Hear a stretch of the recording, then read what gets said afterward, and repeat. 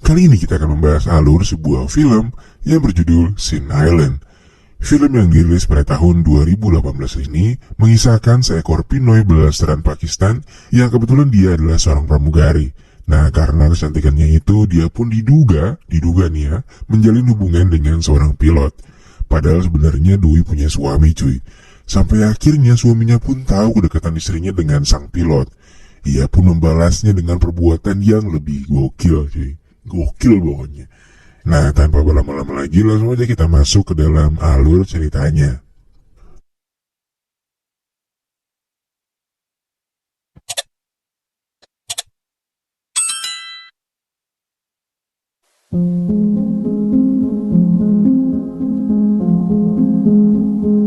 Film dimulai dengan menampilkan sebuah video pernikahan yang dibuat oleh sepasang kekasih tentunya. Prianya bernama David, dan wanita yang sebagai istrinya itu saya juga belum kenalan. Nah, ternyata video itu hanyalah video contoh atau bisa dibilang proposal yang dihasilkan oleh pemeran utama di film itu, yaitu Mas David.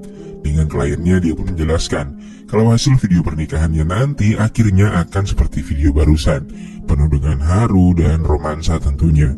Setelah nego harga dan segala macam tek-tek bengeknya, kliennya pun setuju dengan menggunakan jasa fotografer di perusahaan David. Ketika malam tiba, David terlihat sedang merayakan hari ultahnya bersama dengan beberapa rekannya. Rekan-rekannya pun memberikan sebuah surprise kepada David, dan ternyata kedatangan istrinya lah adalah surprise itu. Istrinya David memang diketahui jarang pulang, dan seharusnya dia sekarang lagi terbang kemana tahu.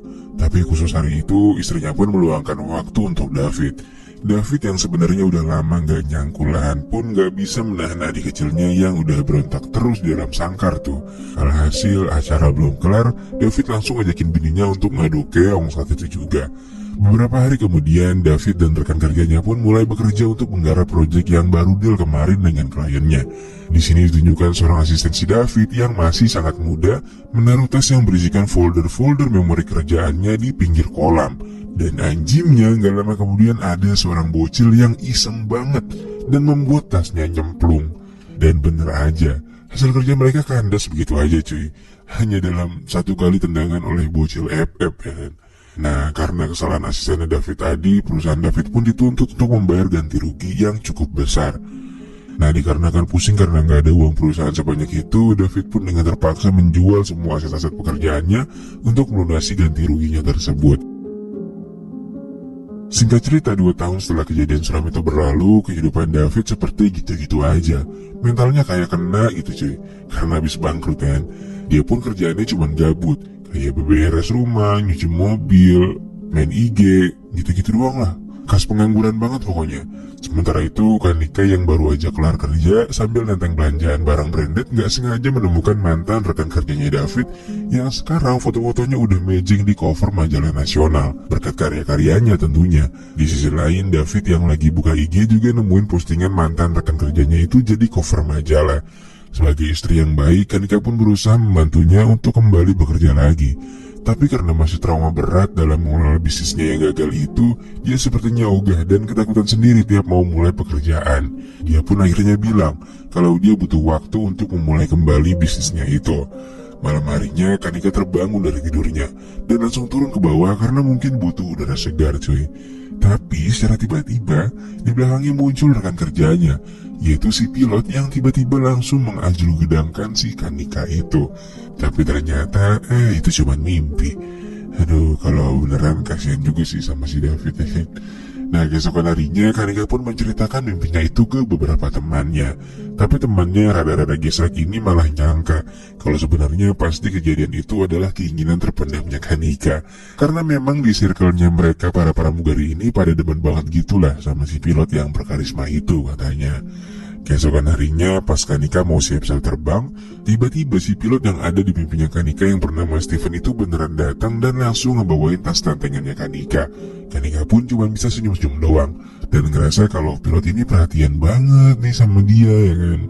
Nah, lanjut pas pulang dan keadaan lagi cakung banget karena hujan gede, secara tiba-tiba lagi si pilot datengin Kanika dan ngajakin pulang bareng. Aduh, Kanika pun nggak bisa nolak nih, karena dia juga butuh balik cepet kan dan ngurusin suaminya. Nah, di sini sebenarnya Steven tahu kalau Kanika udah punya suami. Cuman entah kenapa lah dia bisa sebaik itu sama Kanika. Atau mungkin dia punya rencana lain. Mari kita pecahkan. Beberapa saat kemudian ketika sampai di rumah, David pun langsung bukain pagar dan ngerasa sedikit curiga dengan tingkah si pilot itu.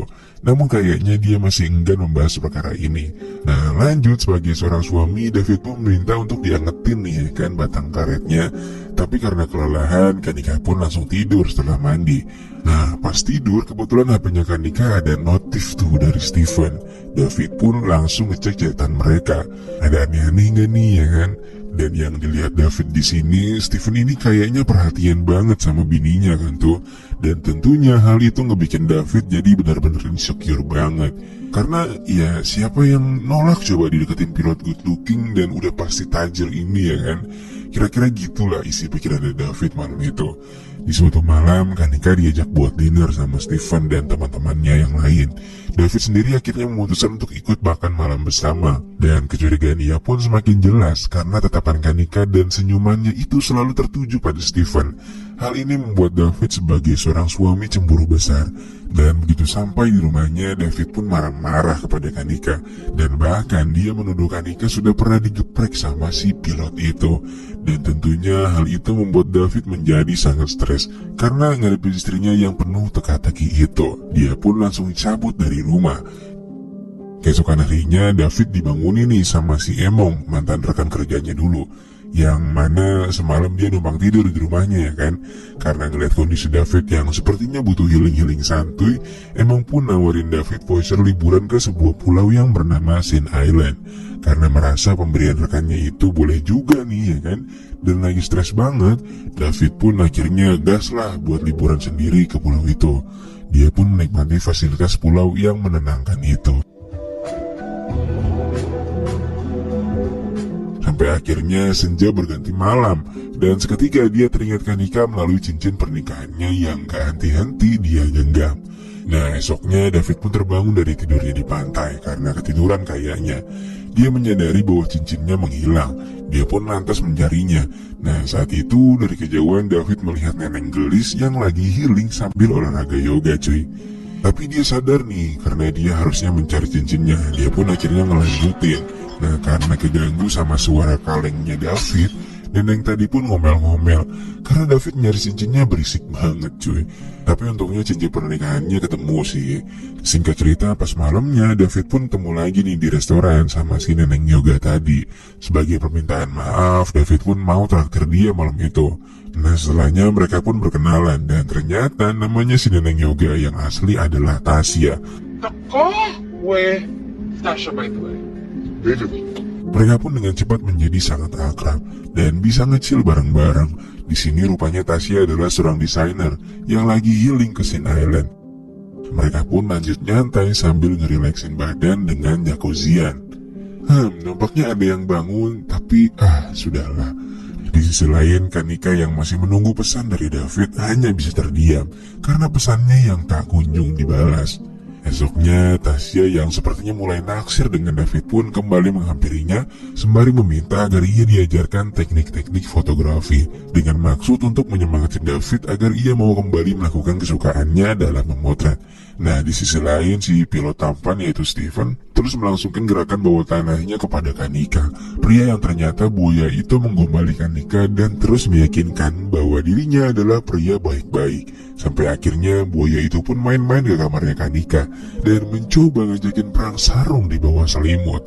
Tapi sayangnya Kanika ternyata masih setia dengan pernikahannya dan dia pun pergi menjauhi Steven. Sementara di hari-hari berikutnya, kedekatan antara David dan Tasya pun semakin menjadi-jadi. Mereka pun melakukan silaturahmi yang gak main-main cuy. Dari malam sampai ketemu pagi, pokoknya gas terus orang kendor ya kan. Sampai akhirnya tibalah juga Kanika di Sin Island atas pemberitahuan dari si Emong. Dia pun langsung bertanya di kamar berapa suaminya menginap dan langsung bergegas menghampirinya. Dan lalu...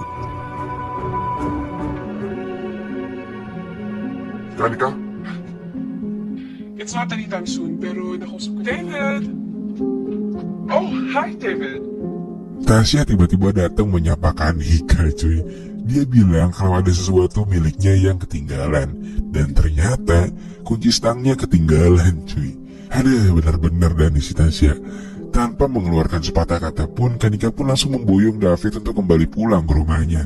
Di sisi lain ternyata si Tasya juga kesal sendiri setelah kedatangan Kanika. Mungkin karena udah klop banget kali ya.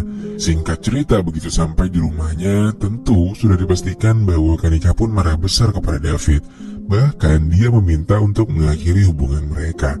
Saat itu Kanika dan David pun bercerita pada sahabatnya masing-masing perihal kejadian itu. Dan di antara mereka berdua ternyata masih memiliki keinginan untuk memperbaiki rumah tangganya kembali. Sampai akhirnya mereka pun kembali bertemu dan saling meminta maaf satu sama lainnya. Tapi apa iya filmnya selesai? Belum dong. Lanjut, Tasya kini mulai mencari informasi mengenai Kanika. Ia dengan sengaja join grup yoga yang diikuti oleh Kanika. Saat itu Kanika tentunya merasa gak nyaman akan keberadaan Tasya, hingga ia akhirnya memberitahu Tasya untuk gak lagi-lagi mencampuri urusan rumah tangganya. Namun dengan pernyataan tersebut rupanya gak membuat Tasya menjadi gentar. Ia malah semakin tertantang untuk mendapatkan David. Keesokan harinya David kedatangan paket kado. Paket itu berisikan handycam jadul. Awalnya David mengira bahwa itu adalah surprise dari istrinya. Namun ternyata kado itu dikirim oleh Tasya. Malam itu juga untuk menenangkan perasaan istrinya, David pun mengembalikan kado itu kepada Tasya. Namun David datang ketika Tasya sedang mengalami keributan dengan suaminya. David pun akhirnya membantu Tasya untuk mengobati tangannya yang terluka dan lantas menenangkannya. Tasya meminta agar David tetap di sini sampai papanya datang, karena ia takut suaminya akan kembali kasar dengannya. Di sini David mencoba memberitahu istrinya atas kejadian yang sebenarnya. Dan kebetulan tempat kerjanya si suaminya Tasya ini dekat banget nih sama lokasi yang sekarang Kanika lagi berada. Dia pun akhirnya mendatangi tempat kerja suaminya Tasya itu untuk mendapatkan kejelasan atas apa yang sebenarnya terjadi. Suami Tasya mengaku bahwa Tasya lah yang menjadi penyebabnya dan bilang kalau Tasya memiliki gangguan jiwa dan David adalah target selanjutnya. Kanika pun lantas menyuruh David untuk pergi dari sana.